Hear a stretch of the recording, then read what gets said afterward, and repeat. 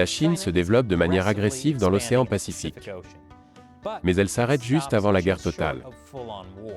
C'est pourquoi les États-Unis ont également besoin d'armes non létales pour contrer la Chine.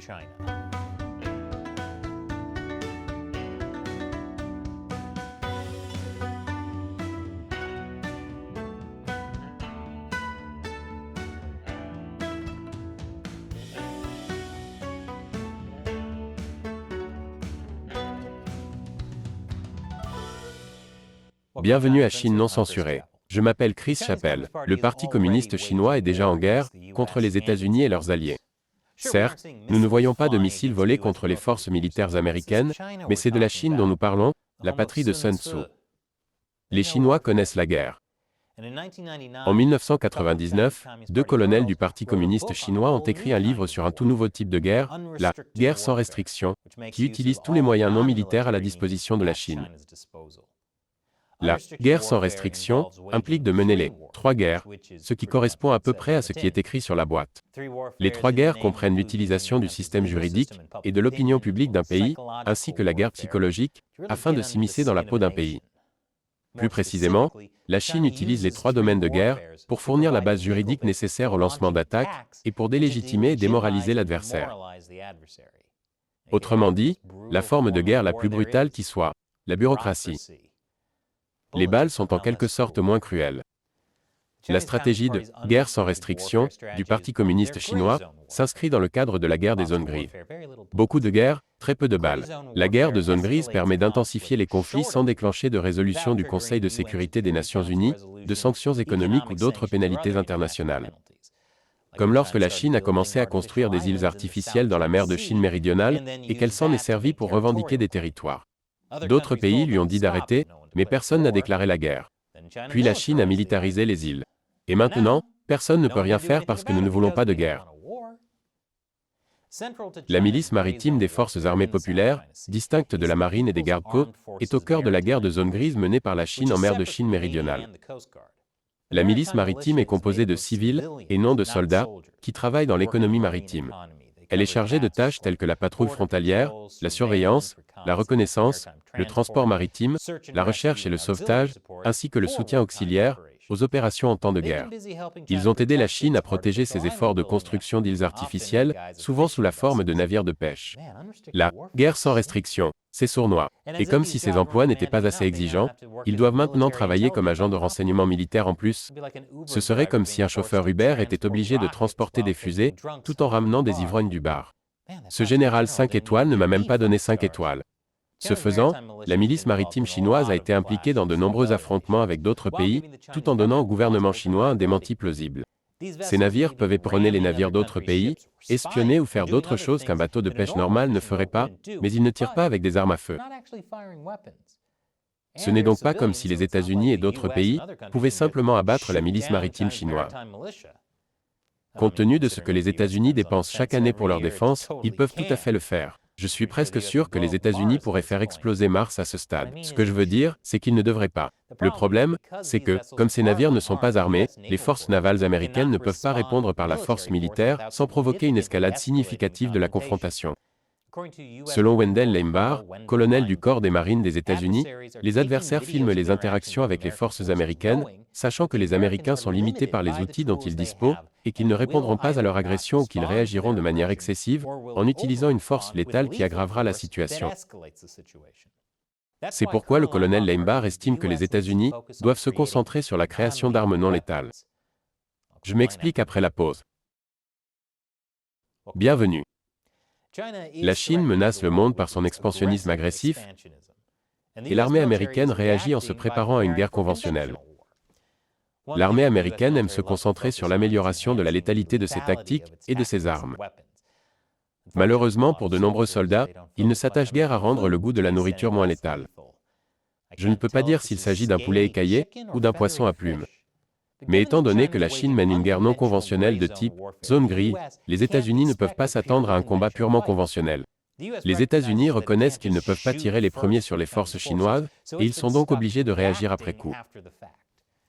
C'est un peu comme le jeu de la main giflée auquel vous jouiez quand vous étiez enfant. Il faut attendre qu'ils fassent le premier pas, alors qu'il serait beaucoup plus facile de gagner en les faisant exploser avec un drone. Toutes ces règles. C'est pourquoi le colonel de la marine américaine Lambar affirme que les services maritimes ont besoin d'armes non létales plus nombreuses et de meilleure qualité. Selon lui, les États-Unis ont besoin de capacités de force intermédiaires qui donnent au commandant naval plus d'options que le choix binaire de la force létale ou de l'absence de force. Ainsi, lorsque le régime chinois repousse les limites de la guerre, les États-Unis peuvent lui rendre l'appareil. En d'autres termes, les États-Unis doivent combattre le feu par le feu. Même si le feu est plutôt mortel, il s'agit plutôt de combattre des balles d'esquive avec des balles d'esquive. Si la Chine mène une guerre de zone grise, les États-Unis doivent en faire autant. Mais l'armée américaine manque d'armes non létales. Bien que je sois presque sûr que ce qu'ils appellent « déjeuner » est considéré comme une arme non létale dans la plupart des cultures. Le besoin d'armes non létales pour l'armée s'est fait sentir lorsque les États-Unis ont mené des opérations en Somalie dans les années 1990, connues pour l'endroit où la chute du Faucon Noir a lieu. Depuis 1996, l'armée américaine a déployé plus de 50 types d'armes, de dispositifs et de munitions non létales dans des régions telles que la Bosnie, le Kosovo, l'Irak et l'Afghanistan. Dommage que l'armée américaine n'ait pas laissé derrière elle uniquement des équipements non létaux lorsqu'elle a quitté l'Afghanistan. Les talibans auraient peut-être eu plus de mal à prendre le pouvoir s'ils n'étaient armés que de nouilles de piscine. Les armes non létales des États-Unis ont souvent été utilisées pour assurer la sécurité des foules civiles. Mais les armes non létales ne se limitent pas à des mesures de contrôle des foules, telles que les balles en caoutchouc, les sacs de haricots et les bombes au poivre. Les États-Unis ont besoin d'armes non létales qui pourraient contribuer à dissuader des adversaires comme la Chine dans l'océan.